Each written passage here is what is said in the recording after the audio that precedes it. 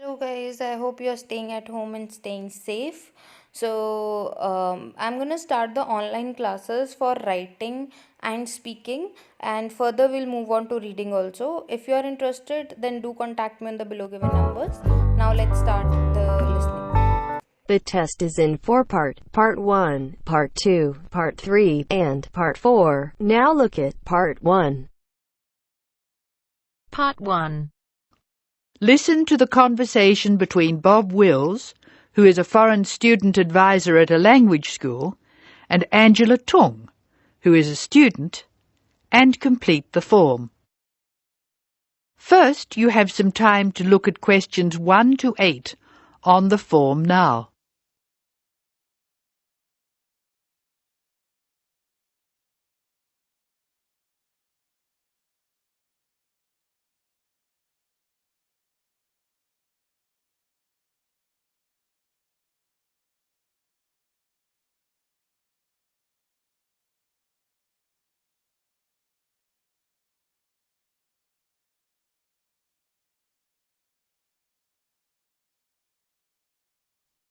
You should answer the questions as you listen because you will not hear the recording a second time. Now listen carefully and answer questions 1 to 8.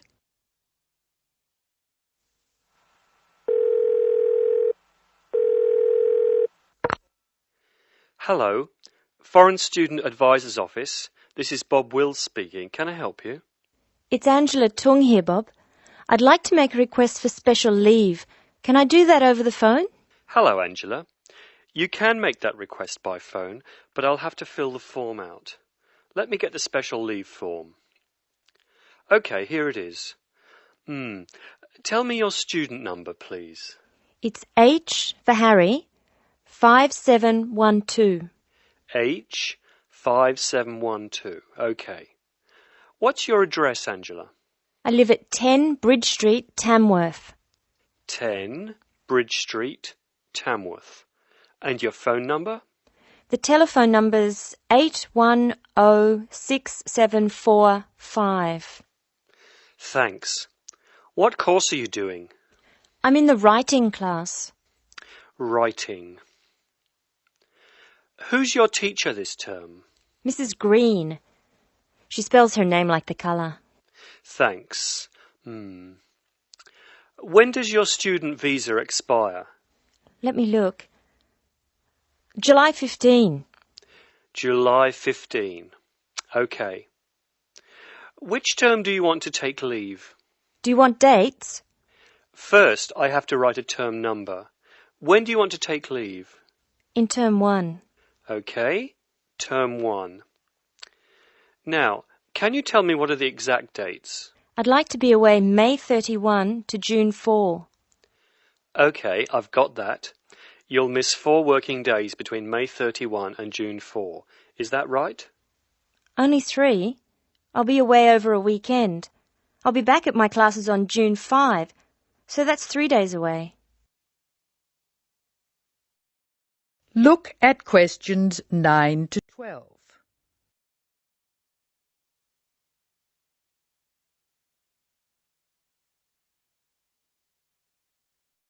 Now listen to more of the conversation between Angela and Bob.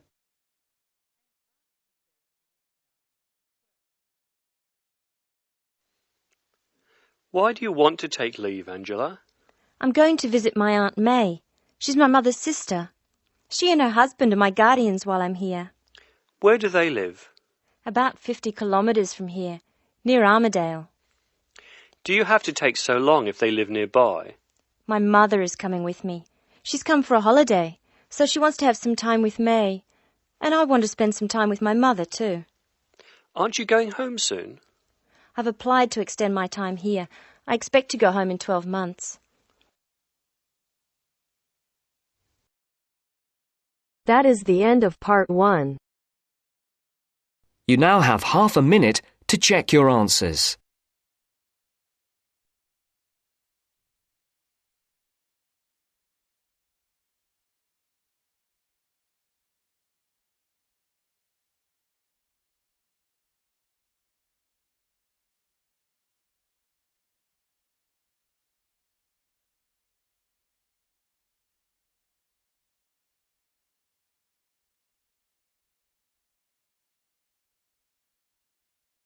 Now turns to Part 2. Part 2. You will hear someone talking about travelling around New Zealand. First, you have some time to look at questions 11 to 15.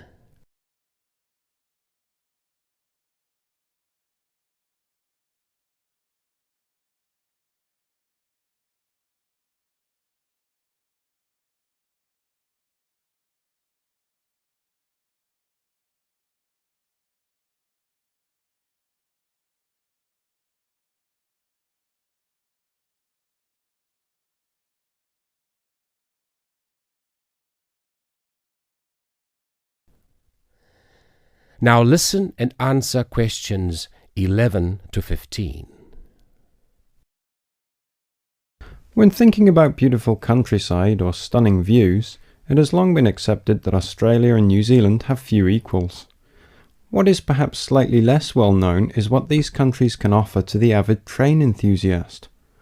Both countries have railways which pass through breathtaking scenery in the utmost of comfort. In New Zealand, you can travel from the country's biggest city, Auckland, to where a third of the population lives, its capital, Wellington, on the longest passenger rail service in the country, the Overlander. Crossing 681 kilometres, the train winds through the lush farmland of the Waikato and up the Raurimu Spiral onto an amazing volcanic plateau surrounded by native bush. On a clear day, you will be able to see three of New Zealand's most famous volcanoes, Mount Ruapehu, Mount Ngauruhoe and Mount Tongariro. The whole journey can be completed in 11 hours, but for those keen to see a little more of the country, the trip can be extended over 3 or 4 days. This gives travellers the opportunity of seeing the famous Waitomo caves, relaxing in the mud pools of Rotorua, or skydiving over Lake Taupo. Moving on to the South Island, you can take the Transalpine through the Southern Alps, travelling from the South Pacific Ocean to the Tasman Sea. Climbing from Christchurch right into the Alps, this 223-kilometre trip is particularly impressive as the train passes through 16 tunnels before descending to Greymouth at the end of the line. Taking only 5 hours, this is a relatively short trip, but it is worth noting that this journey has been listed as the 6th most scenic rail route in the world. For those that are not so keen on mountains, the South Island has a second option, the Transcoastal. With the sea on one side and the mountains on the other, it again shows some of the best scenery New Zealand has to offer. Also taking 5 hours, one of the highlights of this journey is the opportunities for whale watching. The fortunate few that see whales are well rewarded, but there are more common sights which are just as enjoyable, such as penguins and seals.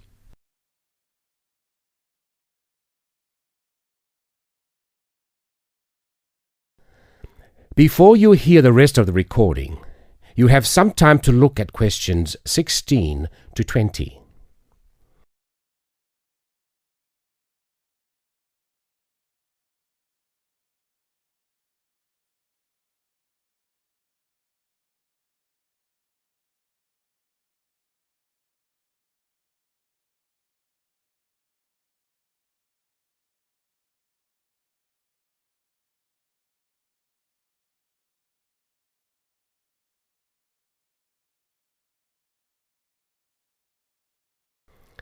Now listen and answer questions 16 to 20. Although these 3 train journeys are undeniably breathtaking, some travellers prefer the longer journeys on offer in Australia. The Indian Pacific, for example, which travels from Sydney through to Perth and has been dubbed the adventure that spans Australia. With 3 nights on board, the train takes in the Blue Mountains and the Nullarbor Plains, and, as the name implies, the Indian Pacific shows you 2 oceans. This train journey holds 2 world records. Covering 4,352 kilometres, it is one of the world's longest train journeys. It also travels the world's longest straight stretch of railway track, 478 kilometres. For those who find these distances a little daunting, passengers can stretch their legs at a number of different stops, such as Kalgoorlie, famous for gold, and Broken Hill, first founded as a silver mine. If 3 days on board a train seems a little excessive, there are alternatives. The Garn, for example, which travels from Adelaide in the south to Alice Springs in the centre of the continent, taking 20 hours. Passing through Crystal Brook, Port Augusta and Woomera, this journey gives an indication of what life was like for the earlier settlers as they discovered the country. Along the way, you can also see the Iron Man sculpture, which was constructed by railway workers to commemorate the 1 millionth concrete sleeper laid during the construction of the line. Finally, just a quick word about the Overland, which runs between Melbourne and Adelaide. As the first train to travel between the capitals of two states, it is a historic as well as relaxing way to travel, and is famous for being the oldest long-distance train journey on the continent. With so many memorable journeys to choose from, the only problem you will have is knowing which one to do first. That is the end of part 2. You now have half a minute to check your answers.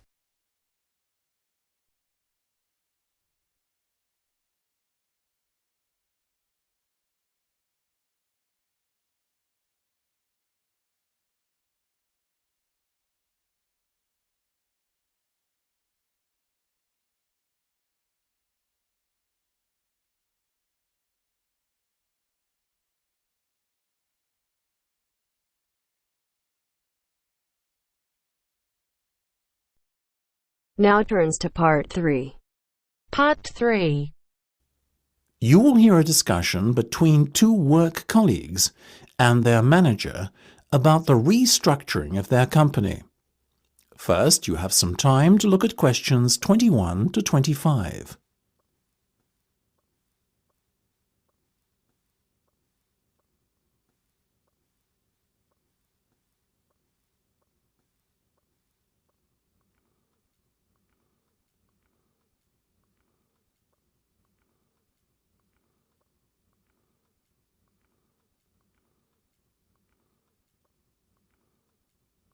Now listen carefully and answer questions 21 to 25.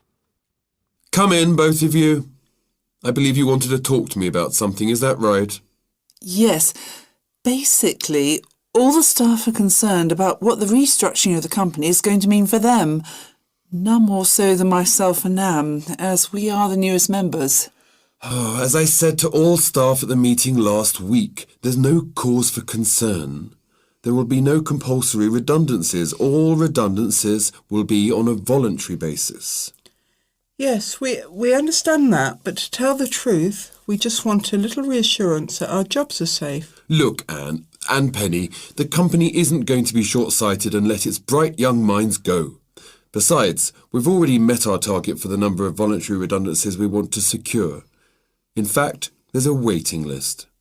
You know as well as I do that the age profile of staff at this company needs to come down. A lot of our employees are close to retirement age and are just going through the motions until they can take their pensions. That's why we decided on this redundancy initiative. We want to encourage those that would be happy to leave to do so and employ younger, more motivated staff. I guess that makes us feel a little better.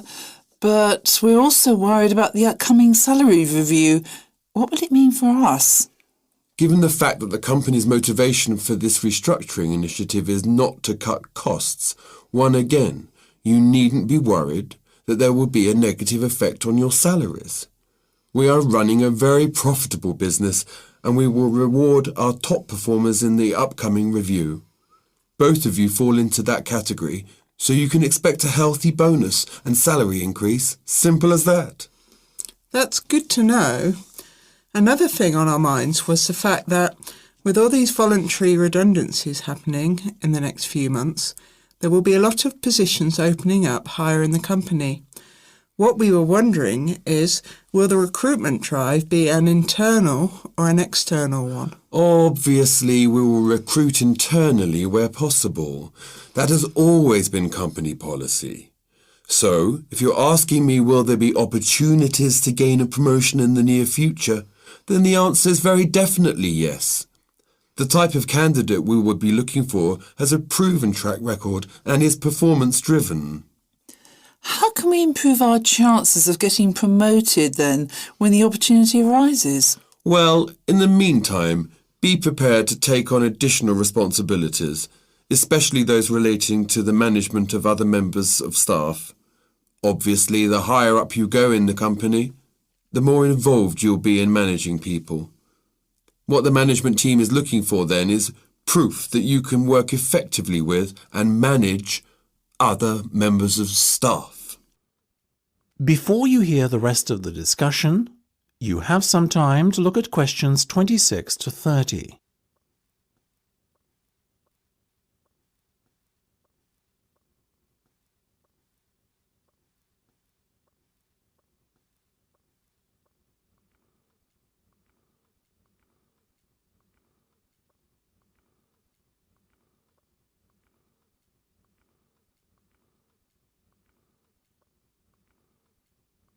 Now listen and answer questions 26 to 30.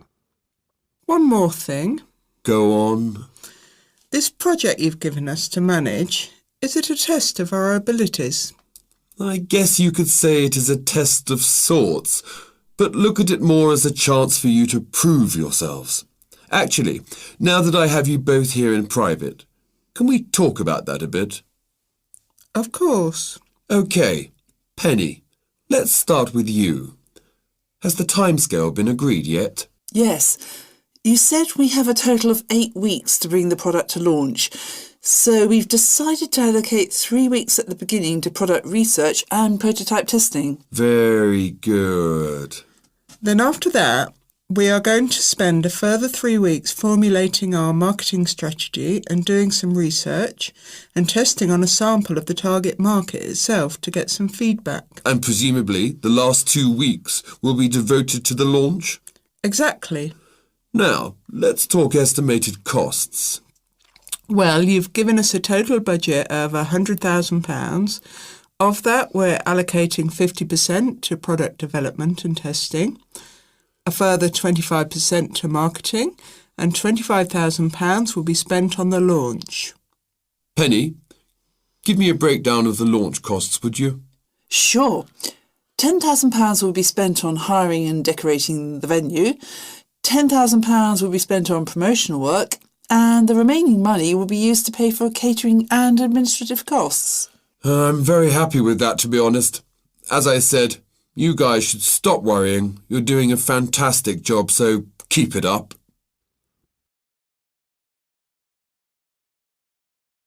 That is the end of part 3.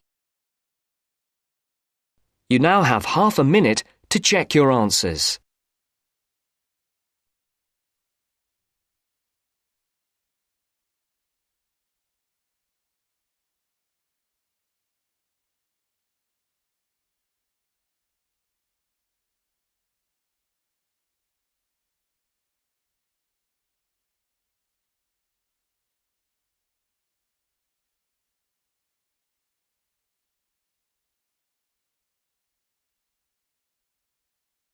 Now turns to part 4. Part 4. You will hear part of a lecture about philosophy. First, you have some time to look at questions 31 to 40.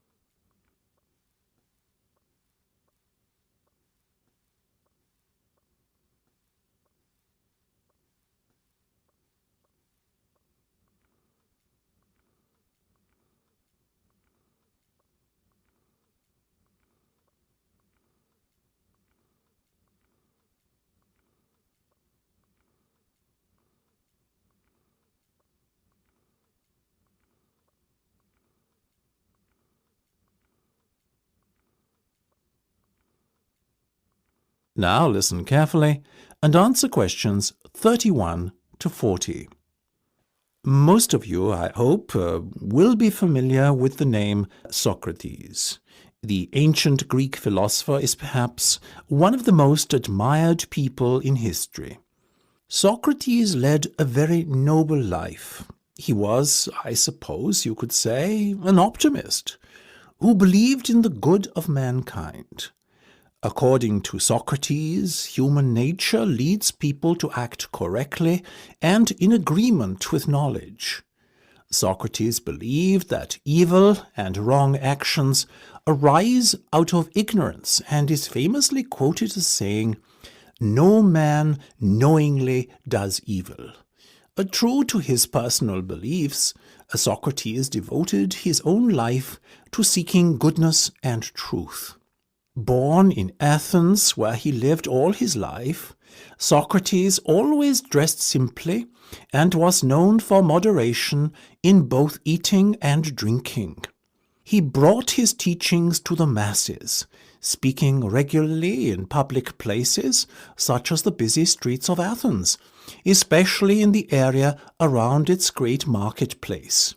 He had little regard for public opinion, and always conducted himself in accordance with his own set of rules. Socrates built up a reasonably large following of Athenians looking to learn from his seemingly endless wisdom.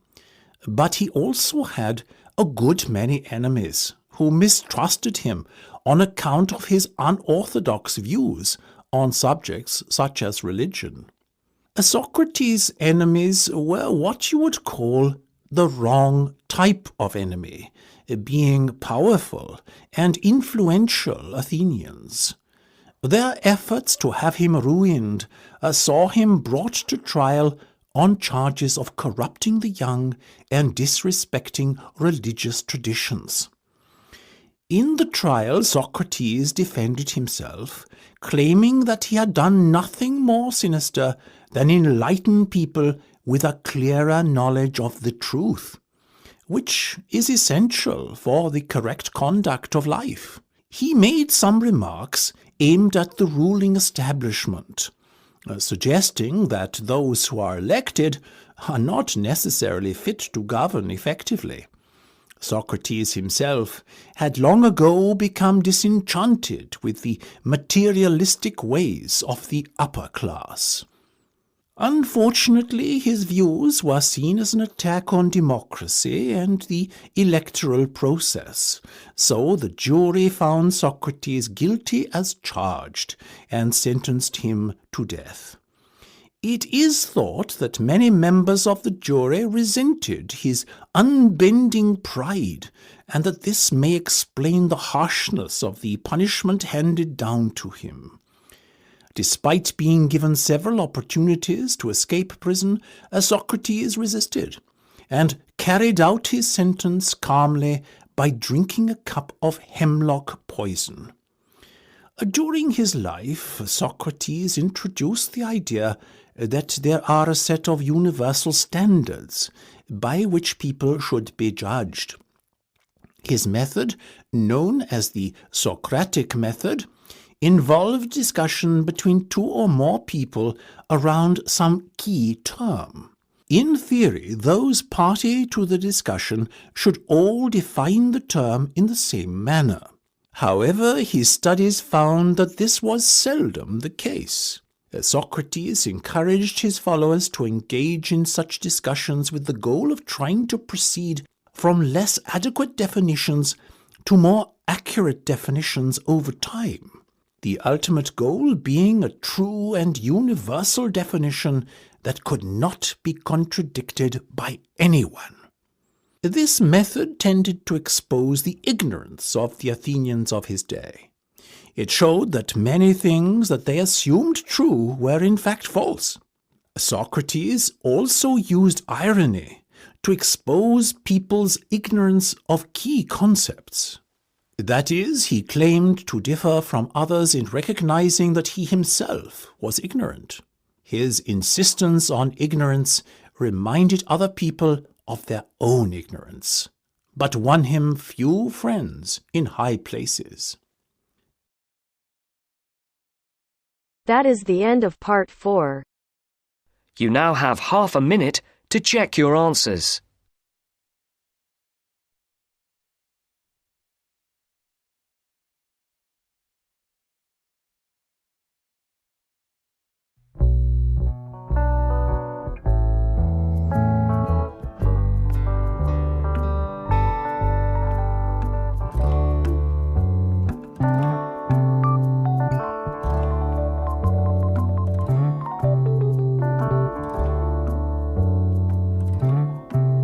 That is the end of the test. You now have 10 minutes to transfer your answers to your Ielts listening answer sheet.